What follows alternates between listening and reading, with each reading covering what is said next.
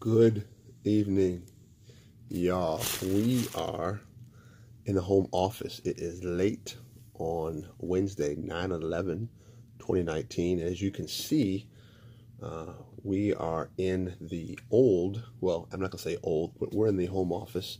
And for those of you who follow me on different media outlets, you will recognize that this is the backdrop that we used for the 365 videos we did through the Deuces Wild 22 channel that we have.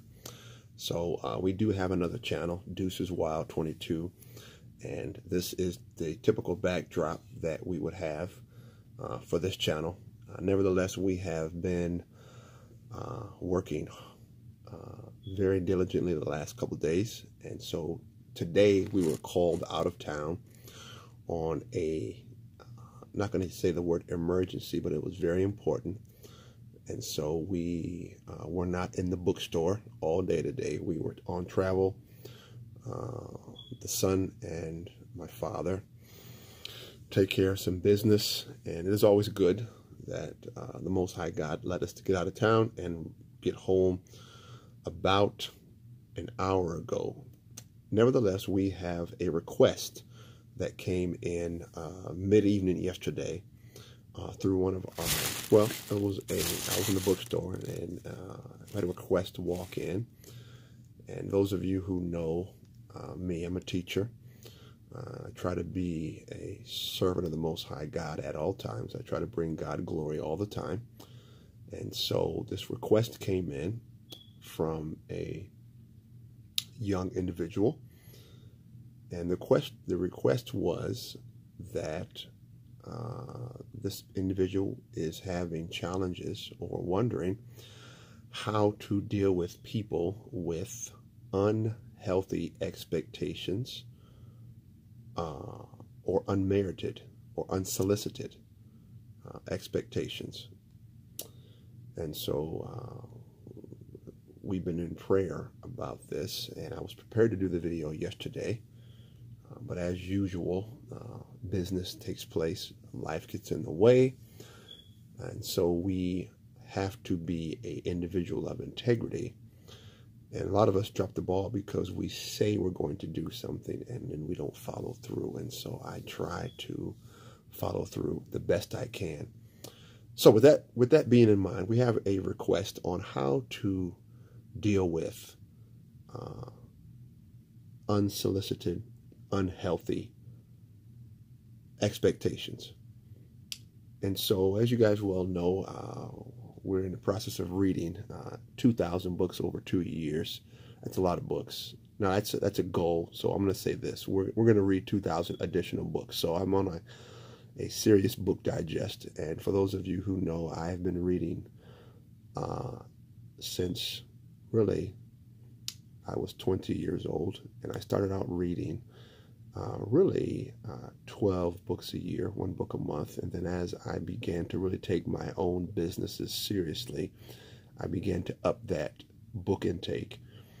And now we are at about 4 books a month and about 50-something books a year.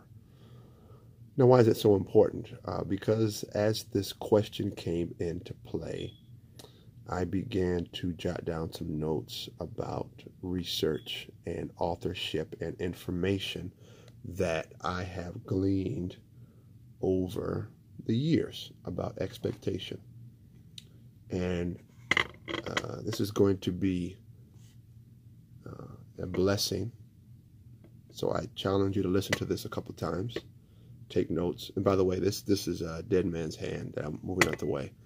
And I have right here Smoking Aces, which is the red label. So, how to deal with unhealthy expectations. Now, I'm going to give you 2 solutions that's going to help you deal with unsolicited and unmerited, unhealthy expectations. But I need to give you some background on this. First of all, you need to know that people are extremely excited, borderline ecstatic, borderline happy as you name it, to place their failures, aka limitations, aka expectations on you. Now, there's other people that are struggling with this too, so that's why I feel and I know that this is going to be a blessing to a lot of people. Once again, when we're just pouring the gravy, people are ecstatic to place their failures, aka limitations, aka expectations on you. Okay? Some people, it just melts their butter. Some people, it just makes their day go by a lot smoother when they feel like they can throw up, regurgitate all of their expectations, aka failures, aka fears, on you, or deposit them into your mental psyche. I'm still pouring the gravy now. So you need to understand where expectations typically come from. They come from other people's failures, other people's limitations that they have allowed to be put on themselves, and they come from fear that other people carry, and it has to come out some way. And that fear oftentimes comes out when people limit what you are doing or are trying to do or even think about doing. What are you saying, Brother Earl? People expect you to fail because they failed. People expect you to be unhappy because they're unhappy. People expect you to let failure stand because that's what they did. So when you initially have the onslaught of expectations that people put on you, understand where they typically come from. Now, when I looked at this, like I said before, I'm a note taker. I'm a avid reader, educator, entrepreneur. You need to understand this, and I need to clarify this, and I need to quantify this very precisely. Okay, because as I began to look at my notes from previous videos, you need to understand this. And this is not just for the individual, this is for everybody. Be careful that you don't mistake expectations for criticism. Be very careful that you do not mistake expectations for criticism. Now, why is this? Let me define both of them, and then I'm going to get into 2 solutions so you can deal with, aka conquer, unhealthy expectations. Number 1, what is the proper definition of expectations? An expectation is a strong belief that something will happen or be the case in the future, i.e., a belief that something or someone will or should achieve something. Now, let that sink for a moment. Expectations are a strong belief that something will happen or it will be the case in the future, i.e., a belief that somebody will or someone will or should achieve something. Now, notice, expectation is neither positive or negative. An expectation is simply a strong belief. And this is where we have to be very cognizant of what people are trying to dump into our mentality, try to influence our work ethic and influence our dreams, goals, and ambitions, because it's not your strong belief, it's other people's strong belief. Let's add a layer of depth. Very different from criticism. And this is why I say, don't confuse expectation with criticism, because criticism is set forth as the expression of disappointment of someone of something, listen now, based on perceived faults or mistakes. So now, before we give you 2 solutions for how to deal with unhealthy expectations, make sure that people are not simply criticizing you, because criticism is set forth in a negative, right? An expression of disapproval. Disapproval is negative. Dis is a negative. And it's perceived. So somebody is perceiving your faults, your behavior, your mistakes. And that's why they have a position of criticism, because it's what they are perceiving, what they are observing. So now they set forth criticism, which is negative, because it's their expression of disappointment. So now, how do you deal with expectations? Unhealthy expectations, because expectations can be either negative or positive, because they're simply a strong belief system that something will happen or it will be the case in the future. And that's why expectations can be so heavy sometimes, because they can be both positive and negative. So here are the 2 solutions that you need to put in place to deal with unhealthy, unmerited, unrealistic expectations. Here we go.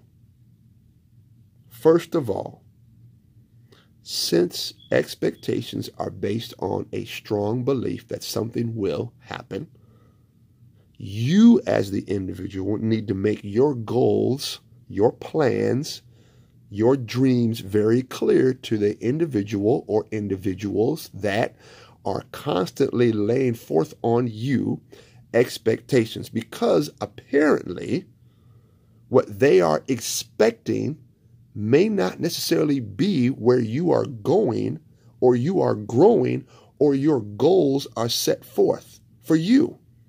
So people expect you to fail because they may not know what your goals are. Now, this is very tough for people, because most people, we live in an age of everybody's so sensitive and we don't want to share what we're doing, and we feel like it's my business. And guess what? It is your business.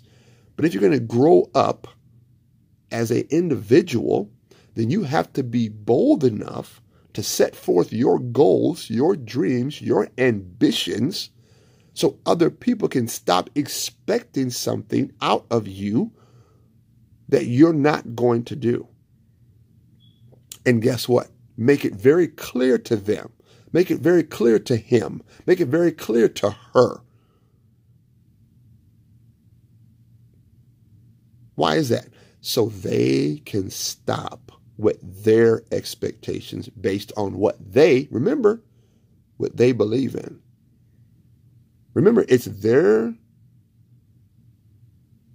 belief system, not yours. Remember, it's what they think is going to happen in the future. It's what they think the case is going to be. Remember, it's their expectations.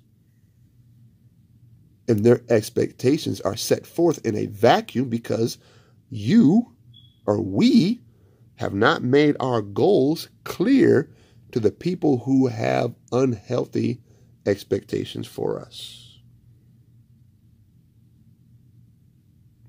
Here's a freebie. This is not even the second one. This is a freebie. Most people don't know your planned outcomes. They don't know the goals behind your behavior. And guess what? When people don't know things, unfortunately, most people are negative. Well, Brother Earl, how do we know that? I'm glad you asked. Time Magazine, August 2017, Harris poll, polled 2,000 plus people, 18 and up, and said only 33% of people are happy with their life. Now, why is that so important? Because the majority of people that we run into, the majority of people that we work with are already negative. So if they see you doing something that they don't necessarily agree with or doesn't jive with them, they're going to lay forth on you what their expectation has been for their own life. Think about that now.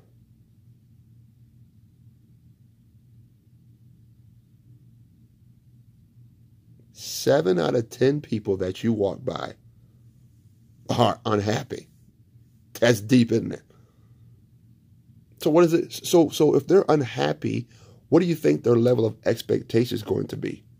Remember, expectations can be neither or either happy or either negative. Positive, negative. Happy, sad. It's the criticism that is set forth in the negative.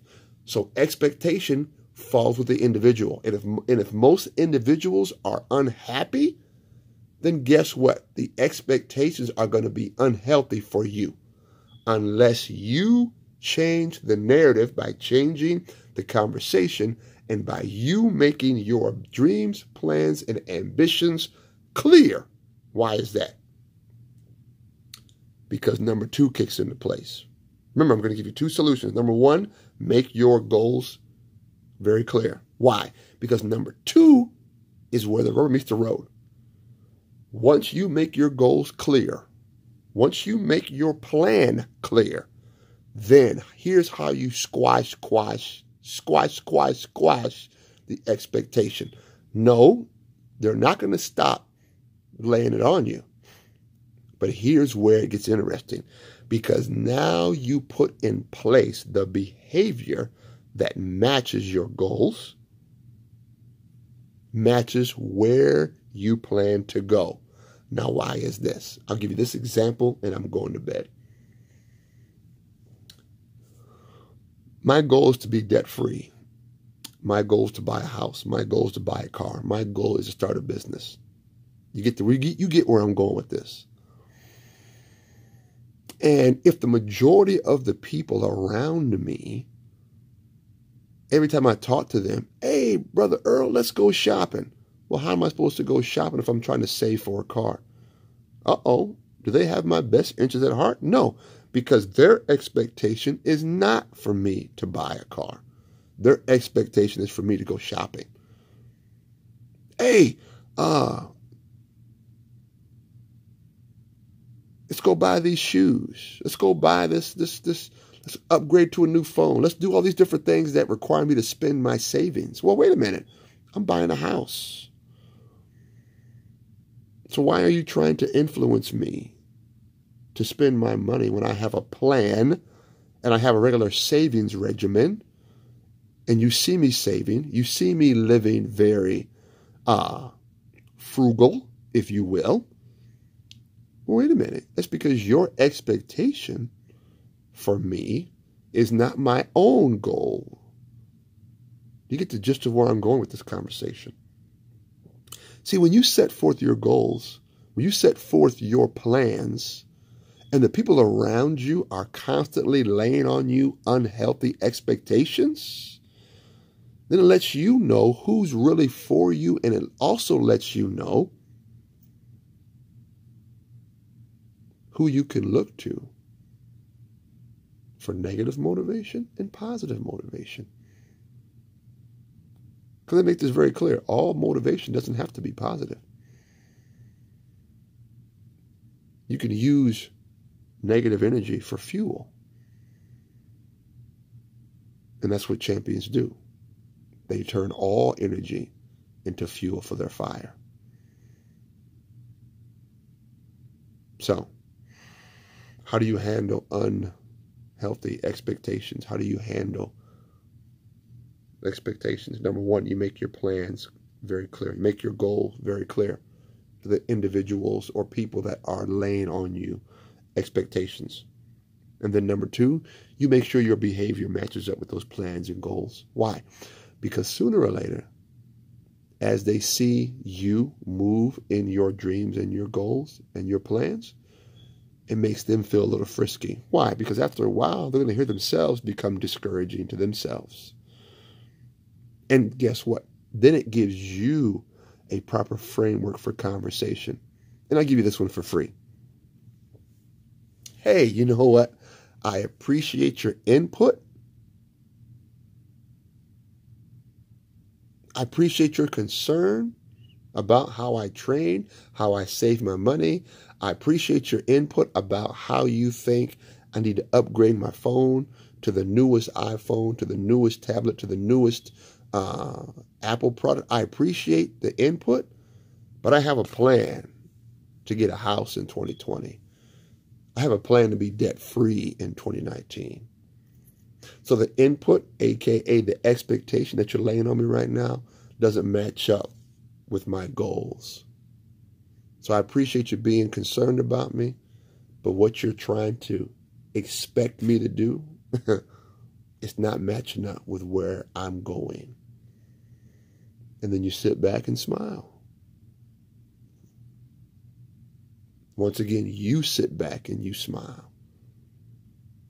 Because if you know what you know, and you know where you're going, and the training and the saving and the plans are getting you to where you want to be at, then you're going to have to learn how to deal with unhealthy expectations, because it's part of the process. And it's not made to discourage you. It's made to tighten up your plans, your goals, your dreams, and give you an extra push, an extra set of motivation when things may not be going your way. So, this is your man, Earl. How to deal with unhealthy expectation. God bless. Peace.